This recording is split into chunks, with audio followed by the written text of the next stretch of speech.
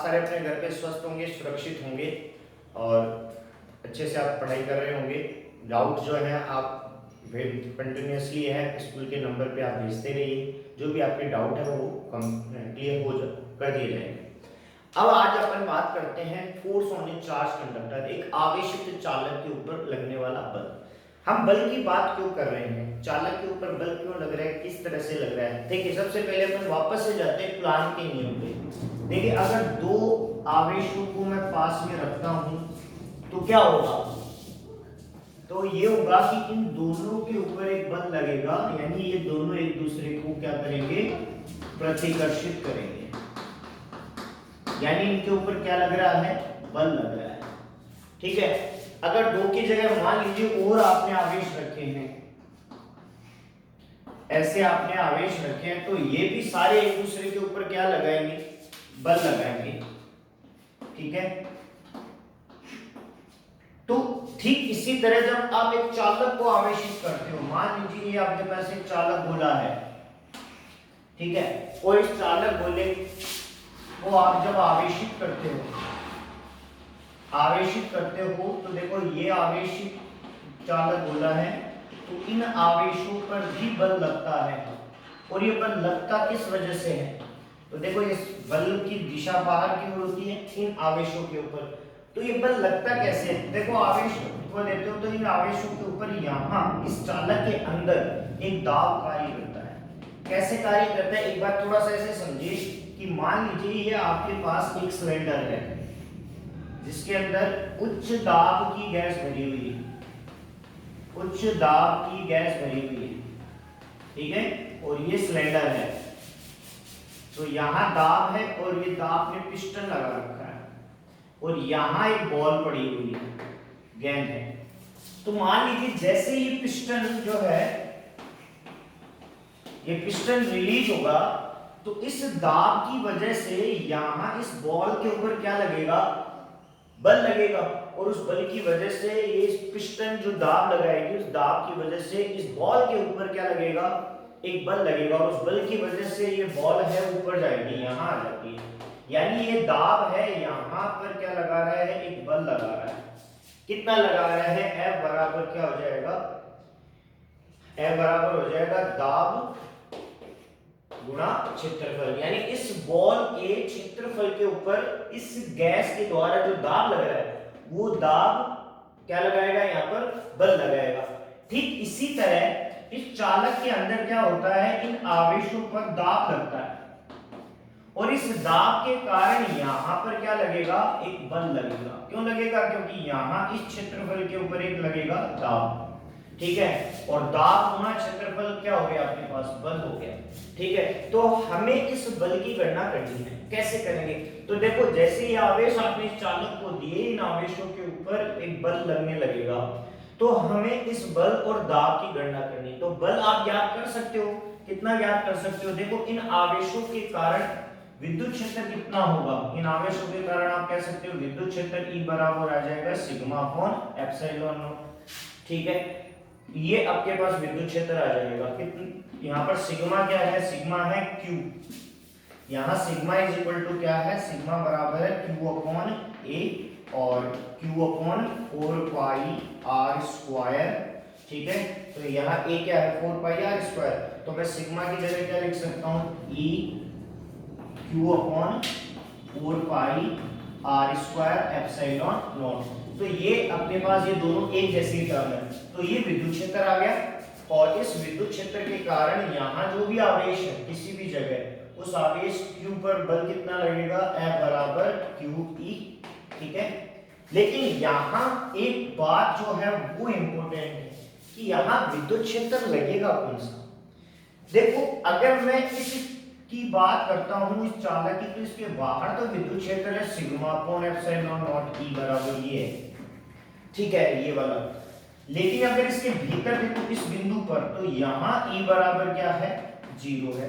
तो बात ये आती है कि भाई विद्युत क्षेत्र कौन सा ले, ये बाहर वाला ले, या अगर आप यहाँ पर किसी बिंदु को मानो तो ठीक, जो दो निकट के बिंदु लो, तो यहाँ दोनों पे अलग अलग विद्युत क्षेत्र आ रहा है, इस बिंदु के बाहर देखो E आ रहा है और भीतर E आ रहा है, तो अपन विद्युत क्षेत्र ले कौन सा, तो यहां विद्युत क्षेत्र के अंदर क्या हो गई, अनियमितता हो गई, अनियमितता हो गई विद्युत क्षेत्र के अंदर। तो इस अनियमितता को फिर दूर कैसे, फिर अपन विद्युत क्षेत्र कौन सा ले, कौन से विद्युत क्षेत्र का चुनाव करें जिसके कारण अपने को ये बल मिल जाए, F मिल जाए, कौन से विद्युत क्षेत्र का चुनाव करें, यहाँ E का मान क्या होना चाहिए इस आवेश के ऊपर। तो इसके लिए देखो हम फिर से एक बार चलते हैं, इस गोले को या इस आवेशित वस्तु को दो भागों में विभाजित कर लेते हैं, ठीक है। मान लो इस आवेशित वस्तु का एक हिस्सा मैंने ले लिया, देखिए बाहर थोड़ी बारिश हो रही है, हो सकता है आपको थोड़ी एक्स्ट्रा नॉइज है वो एक्सपीरियंस हो, तो प्लीज उसको इग्नोर कीजिएगा। अब देखिए अपन उस एक चालक ले लेते हैं, ठीक है, ये चालक ले लिया आपने, ठीक है। इस चालक को मैं छोटा सा पार्ट है वो काट लेता हूँ इस चालक का, यानी इस चालक का ये वाला पार्ट है वो मैं उठा के यहाँ ले आया, ठीक है। तो ये पार्ट आ गया मेरे पास, मान लीजिए AB, ठीक है, और ये आवेश ये है इसके ऊपर। तो यहाँ से ये पार्ट मैंने इसका हटा दिया है, ठीक है। AB पार्ट है, इसको A, B और C मान लेते हैं, रेस्ट पार्ट। तो ये पार्ट मैंने हटा दिया। अब देखो आप, अब अपन तीन बिंदु लेते हैं यहाँ पर। तो आप मान लीजिए ये आवेश था यहाँ पर भी और यहाँ पर भी यही आवेश है प्लस, और इस आवेश के कारण इसका आवेश घनत्व बनेगा। अगर इसका क्षेत्रफल मैं A मान लेता हूँ तो इसका आवेश घनत्व बनेगा सिग्मा, ठीक है। अब हम इस जगह यहाँ तीन बिंदु लेते हैं, इन तीन बिंदुओं पर मैं इस पूरे आवेश के कारण विद्युत क्षेत्र अगर देखूं तो विद्युत क्षेत्र लगभग एक समान आएगा। यहाँ पर ये विद्युत क्षेत्र आएगा इस पूरे के कारण। आप कहीं पर भी बिंदु P ले लीजिए तो ये P बहुत, ये तीनों बिंदु बहुत ही निकट हैं, ठीक है। तो लगभग विद्युत क्षेत्र एक समान आता है। तो अपन उस विद्युत क्षेत्र को मान लेते हैं E, और इस E का मान कितना दिया जा सकता है, इस E का मान दिया जा सकता है E बराबर यहाँ दिया जा सकता है सिग्मा अपॉन एप्सिलॉन नॉट। ध्यान रखना ये एक दूसरे से दूर नहीं है, बहुत ही निकट बिंदु है। तो इस आवेशित वस्तु के कारण इन बिंदुओं पर विद्युत क्षेत्र, ये बिंदु बहुत ही निकट है, एकदम क्लोज है, वेरी क्लोज है, ठीक है। तो इन तीनों बिंदुओं पर विद्युत क्षेत्र लगभग समान आता है और इसका मान ये दिया जा सकता है, ठीक है। अब मैं क्या करता हूँ, और इस चालक के कारण देखो विद्युत क्षेत्र यहाँ इस टुकड़े के कारण विद्युत क्षेत्र देखो, अगर मैं यहाँ देखूं तो विद्युत क्षेत्र ये आ जाता है, ठीक है, और यहाँ ये आ जाता है। तो इसको मैं मान लेता हूँ E, सरफेस मान लेता हूँ कोई भी, तो इसको मान लिया मैंने ES, ठीक है। और देखो इसकी दिशा नीचे है तो इसको क्या मान लिया मैंने माइनस ES, या आप ये ES हो गया और ये क्या हो गया माइनस ES, ठीक है। बात समझ में आ जाती है। तो ये अपना विद्युत क्षेत्र था इसके लिए। अब इन तीनों बिंदुओं को मैं यहां लेके आता हूं, देखो ये तीन बिंदु थे और इन तीन बिंदुओं पर विद्युत क्षेत्र देखो यहाँ ये है, इस बिंदु पर विद्युत क्षेत्र E है और इस बिंदु पर भी विद्युत क्षेत्र E है, ठीक है, इन तीनों बिंदुओं पर। इसके कारण अब इन तीनों बिंदुओं के मध्य में एक आवेशित वस्तु और ले आता हूं, जैसे कि ये ले आया, तो ये मेरे पास एक और टुकड़ा ले लिया मैंने, ठीक है, ये एक भी टुकड़ा ले लिया। तो देखो इसका ये विद्युत क्षेत्र, ये विद्युत क्षेत्र इधर है, तो ये विद्युत क्षेत्र और इसके साथ जुड़ जाता है, यानी ES और जुड़ जाएगा इसके साथ, ठीक है। और इसका विद्युत क्षेत्र ये E था ही यहाँ पर पहले से, देखो ये E पहले से था और ये एक और जुड़ जाएगा ऐसे, तो ये तो E है और इसके साथ ES और जुड़ जाएगा माइनस का। माइनस क्यों लिया है, क्योंकि इसकी दिशा विपरीत है। तो अब यहाँ पर ये जो बीच का बिंदु है जो पृष्ठ के ऊपर है, देखो ये एक बिंदु पृष्ठ के बाहर, एक बिंदु पृष्ठ के भीतर है, तो यहाँ पर परिणामी विद्युत क्षेत्र कितना आएगा। तो परिणामी विद्युत क्षेत्र की अपन देख सकते हैं कि यहाँ देखो E और ES है और यहाँ पर E की दिशा इधर ही है लेकिन ES की विपरीत है। तो देखो अपन E मान लेते हैं, एक तो E आउटसाइड, ठीक है, और एक E मान लेते हैं इनसाइड। तो इस आउटसाइड वाले देखो ये E की दिशा है और ये ES की दिशा है, तो E आउटसाइड कितना आएगा भाई? E आउटसाइड आएगा कितना आएगा? देखो E की दिशा और ES की दिशा समान है, तो अपने पास क्या आएगा? E प्लस क्या आ जाएगा? ES। ठीक है, और इस सरफेस के इनसाइड कितना आएगा? E इनसाइड कितना आएगा? E इनसाइड देखो E की तो दिशा इधर ही है, लेकिन ES की दिशा देखो आप नीचे की ओर है, तो ये क्या आएगा? माइनस ES आ जाएगा। तो ये अपने पास इस बिंदु पर है, तो अब ये वाला जो टुकड़ा है मैंने यहां उठाकर रख दिया, ठीक है, यानी इस टुकड़े को मैं यहां ले आता हूं, तो मुझे यहां नीचे तो विद्युत क्षेत्र क्या मिलेगा? देखो नीचे इनसाइड कितना मिलेगा? E माइनस ES, ठीक है, और ऊपर कितना मिलेगा भाई? ऊपर मिलेगा E प्लस ES मिलेगा।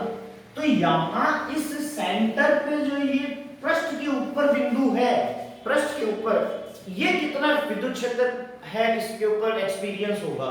तो अपन कह सकते हैं कि साहब जितना नीचे है, जितना इनसाइड है और जितना आउटसाइड है, उन दोनों का एवरेज लगेगा इसके ऊपर। तो टुकड़े, तो देखो इस टुकड़े को मैं यहां उठाकर रखता हूं, तो इसके इस टुकड़े के जो ये सेंटर का पॉइंट है, इस सेंटर के पॉइंट पे विद्युत क्षेत्र कितना होगा? तो वो विद्युत क्षेत्र होगा भाई ये आउटसाइड और इनसाइड का जितना विद्युत क्षेत्र है उसका एवरेज लगेगा। तो आउटसाइड देखो कितना था, ये आपके पास है, तो आउटसाइड E अपने पास आया सिग्मा अपॉन एप्सिलॉन नॉट, और इनसाइड आया अपने पास E इज इक्वल टू 0, ठीक है।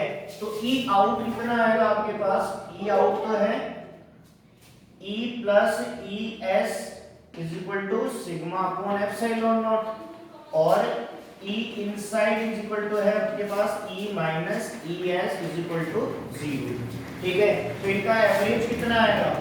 E एवरेज आ जाएगा E आउट प्लस E इन, ठीक है। तो E एवरेज कितना आएगा?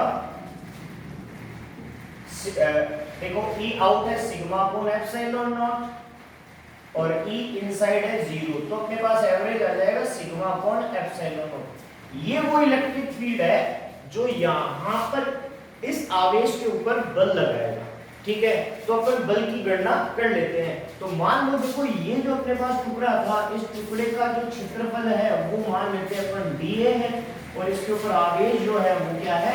dQ है।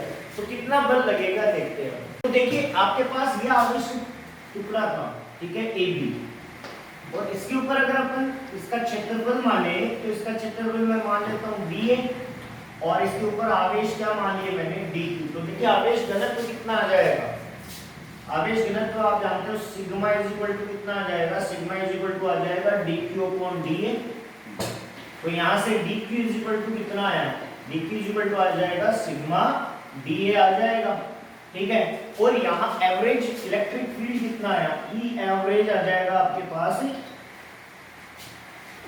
E एवरेज आ जाएगा E inside plus E outside, और ये अपॉन कितना आ जाएगा? 2 आ जाएगा। तो E average is equal to कितना है आपके पास?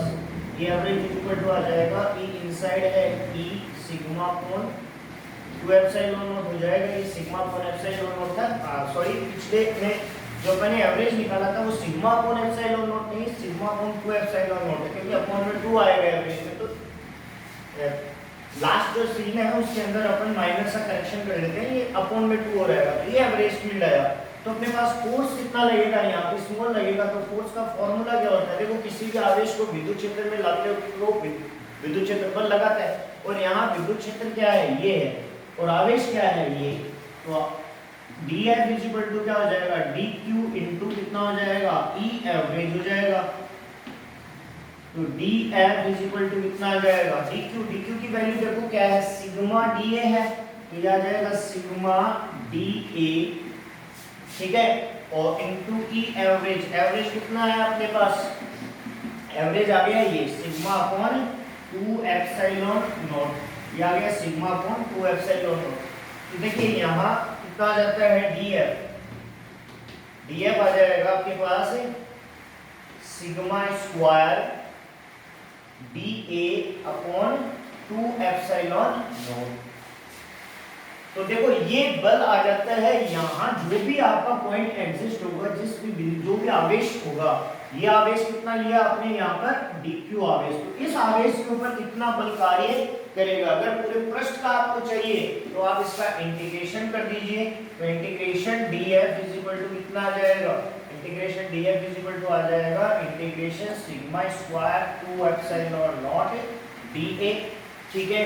और ये f का इंटीग्रेशन f सिग्मा स्क्वायर और 2 एप्सिलॉन नॉट कांस्टेंट है, इंटीग्रेशन क्या रह जाना है dA, और dA ये क्या हो गया, एरिया हो गया, और एरिया कितना होता है 4 पाई r स्क्वायर। तो आप यहाँ पर फोर्स ला सकते हो, लेकिन देखिए प्रेशर जो है वो हर जगह एक जैसा है, तो प्रेशर कितना आएगा, प्रेशर आएगा P = F अपॉन A। अब F कितना है आपके पास, dF है, और एरिया कितना है, देखो आपने इसका एरिया कितना लिया छोटे से टुकड़े का dA, तो ये आ जाएगा F upon dA, force upon area. तो P = कितना आ जाएगा, P = आ जाएगा dF, dF की वैल्यू देखो कितनी है अपने पास, सिग्मा स्क्वायर dA अपॉन कितना आ जाएगा 2 एप्सिलॉन नॉट, और ये dA ऑलरेडी है आपके पास, तो ये आ जाता है dA।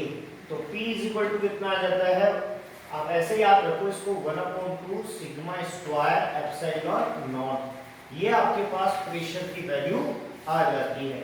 तो आप कह सकते हो कि एक चालक पे को जब आप आवेशित करते हो तो पृष्ठ के आवेशों के, जो पृष्ठ पे आवेश होते हैं उनके ऊपर प्रेशर के कारण, दाब के कारण क्या लगता है, वो जो आवेश होते हैं वो सारे के सारे पृष्ठ पर आ जाते हैं, यानी आप कह सकते हो उस एरिया पर, पर्टिकुलर एरिया पर जहाँ पे आपने आवेश रखा है वहां पर बल कार्य करता है।